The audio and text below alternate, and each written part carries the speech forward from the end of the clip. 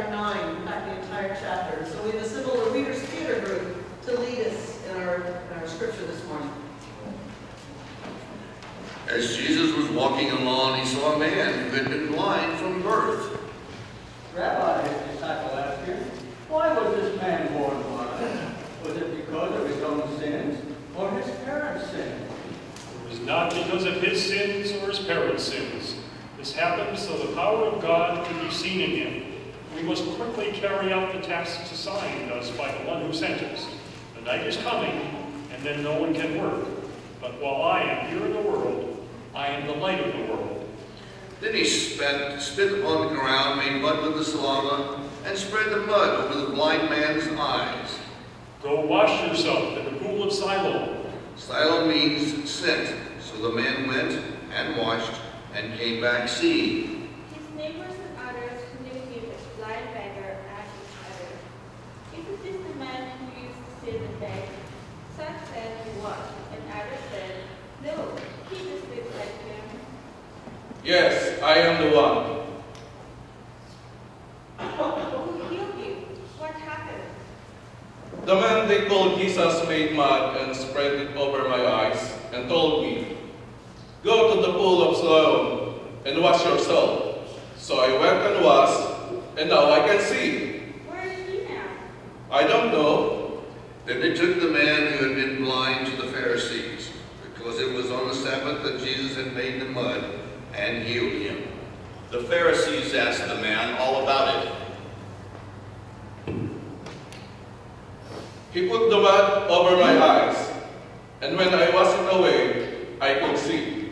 Some of the Pharisees said, "This man Jesus is not from God, for he is working on the Sabbath." Others said, "But how could an ordinary sinner do such miraculous signs?" So there was deep division of opinion among them.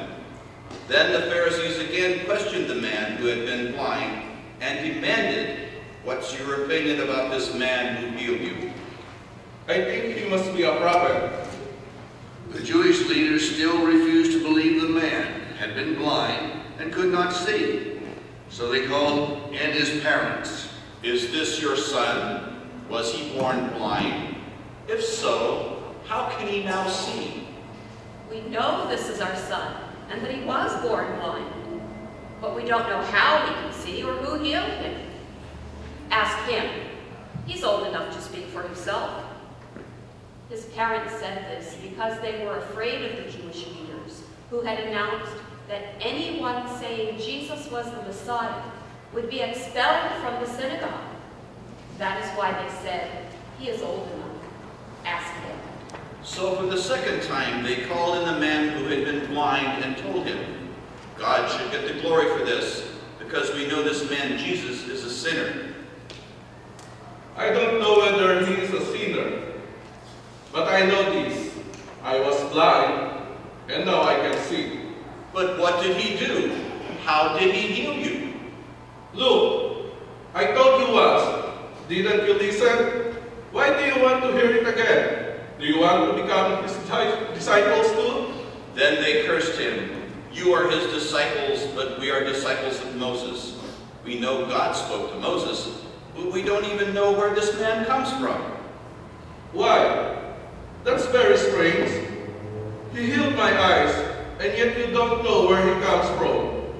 We know that God doesn't listen to sinners, but he is ready to hear those who worship him and do his will.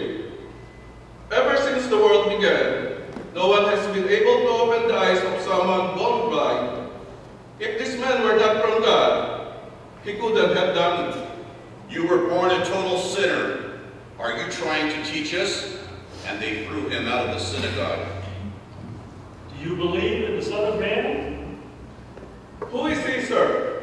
I want to believe in him. You have seen him, and he is speaking to you. Yes, Lord, I believe.